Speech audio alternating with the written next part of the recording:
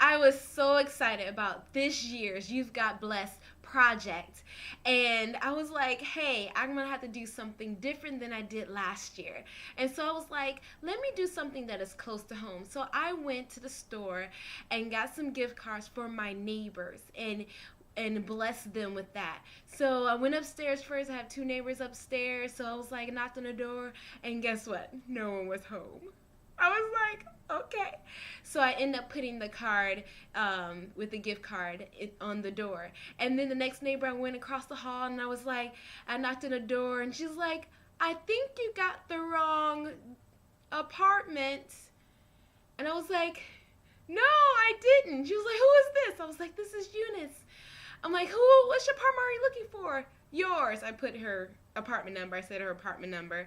And she was like, wait a minute. So she opened the door and I was like, hi, my name is Eunice. And it's like, what's your name? I got her name. And then I was like, I just want to give you something for Christmas.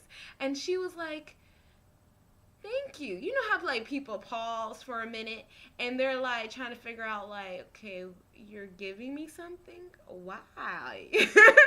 So then she was like, wow, I have really nice neighbors. She was like, where are you staying at? I said, I stay downstairs across the way.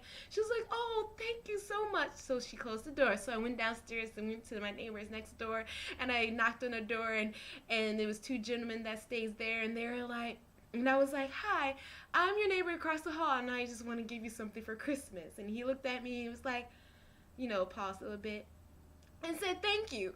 And so after that, I was so pumped. So pumped. I am so excited that I was able to participate in You've Got Blessed Project. So if you haven't already, participate in You've Got Blessed Project, go ahead and do it. We have more information on you'vegotblessed.com and make sure you do that. It's going to be, like the scripture says, it's better to give than receive, and it's so much better than receiving. This is so exciting.